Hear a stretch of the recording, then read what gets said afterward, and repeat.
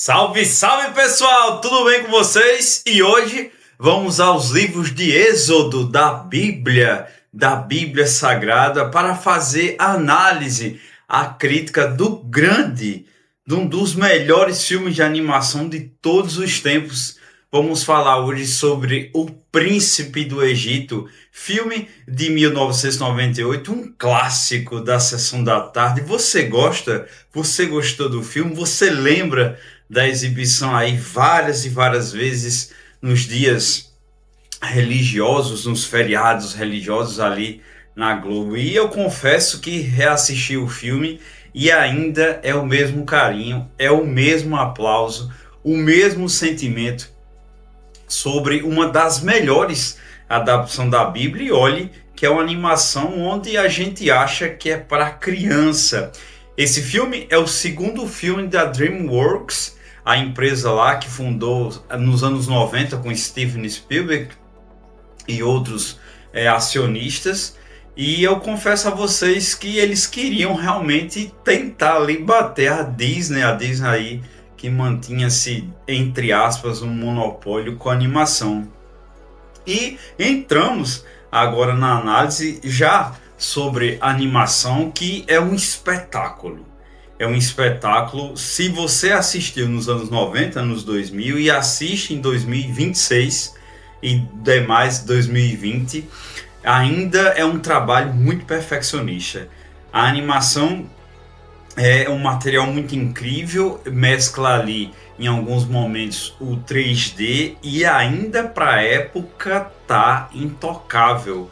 Envelheceu como um vinho, envelheceu de uma maneira. Toda a condução do filme, existe movimentos ali absurdo, algo que a gente vendo algumas animações da época não chegaram. Realmente eles queriam ali quebrar, bater o monopólio ali da Disney. Essa mescla ali no 3D, principalmente uma das cenas mais marcantes é quando o Rio Jordão ali torna-se sangue, aquela transição ali de água, a própria abertura do Mar Vermelho, que é algo incrível, é incrível até hoje.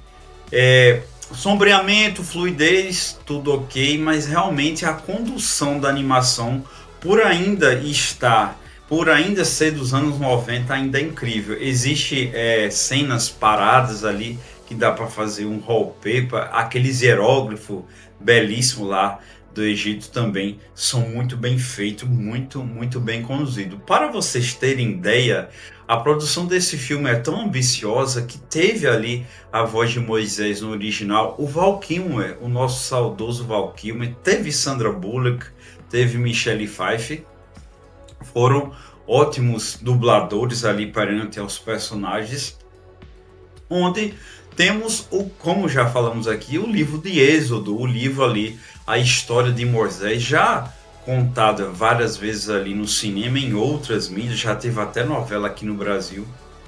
E essa condução, apesar de ser para criança, né, quando a gente fala em animação, pelo menos nos anos 90, toda animação é para criança. A condução aqui, ela é bem maestral. Por quê? A condução da história, ela segue fiel sim ao que está ali no Êxodo, ao que inclusive o próprio início do filme fala, nos inspiramos nos livros do Êxodo, que levou aí a mudança do mundo e etc. ali no prólogo. Então, toda a história de Moisés é contada de acordo, sim. Uma hora ou outra é contada de uma forma diferente, de uma perspectiva diferente, mas não altera. Às vezes estávamos tão acostumados desta forma, o príncipe do Egito conduz de outra forma, mas não mente, não altera, não soma. Tem alguns outros detalhes ali, que até dando uma pesquisa, eles se influenciaram ali na cultura egípcia, alguns outros detalhes, voltando até um pouquinho para a animação, essa questão de figurino, essa questão ali de arquitetura, isso foi muito bem produzido.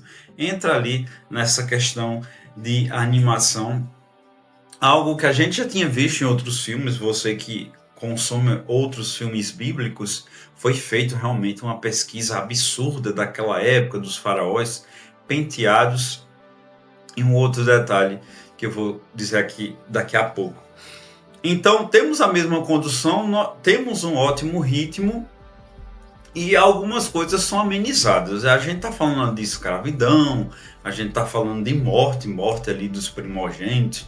Estávamos falando em um período ali da Bíblia que Deus estava castigando para fazer ali com que o faraó acabasse libertando o povo. Então aquilo ali é contado de uma maneira amenizada. Existe uns toques de alívio cômico extremamente necessário por ser uma animação que não era voltada para adultos, então tem sim um alívio cômico.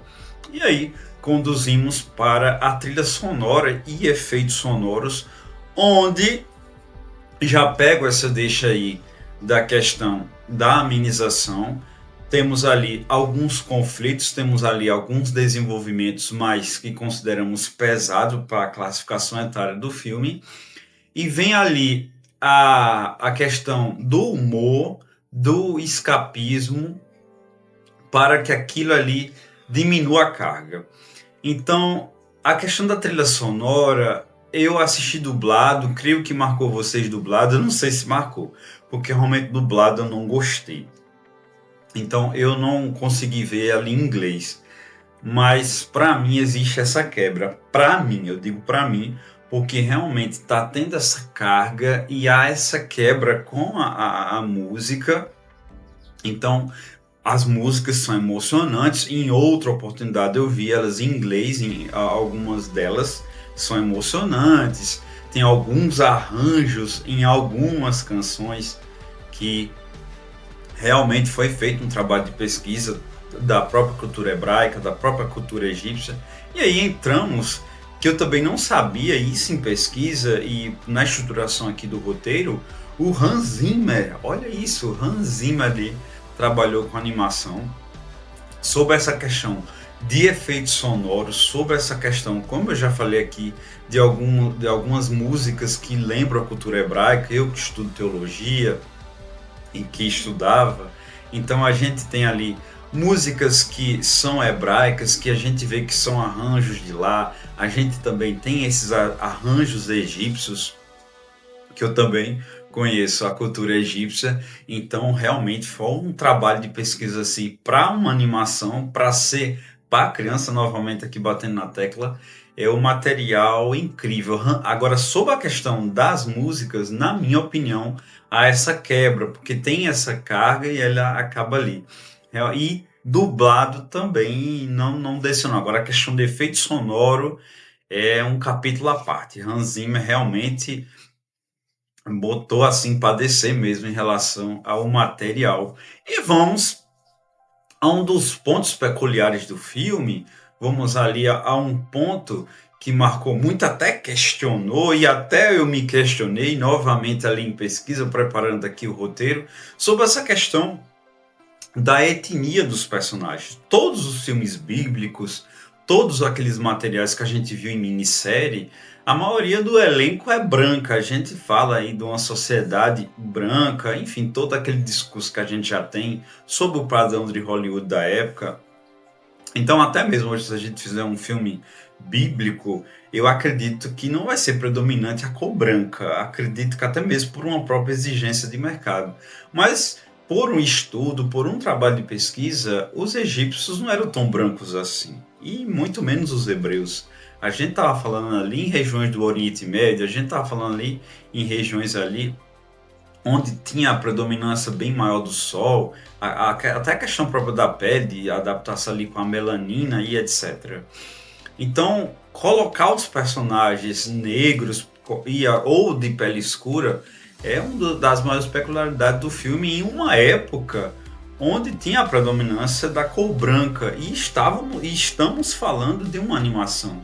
Então, colocar ali o próprio Moisés com a pele mais escura, não necessariamente negra, dublado pelo Val Kilmer, aqui no Brasil pelo Guilherme Briggs, colocar ali os outros personagens que a gente tanto conhece das páginas da Bíblia, foi muito corajoso, foi um trabalho maravilhoso. E com o passar ali dos anos, com as exibições, as pessoas ali da pele negra se sentiam representativas, né? Representadas com o fato de um filme bíblico, até durante um bom tempo, foi relacionado a próprio algumas interpretações da Bíblia sobre ser negro, ser ali errado, algo amaldiçoado, enfim. Até sobre isso é muito bem interessante.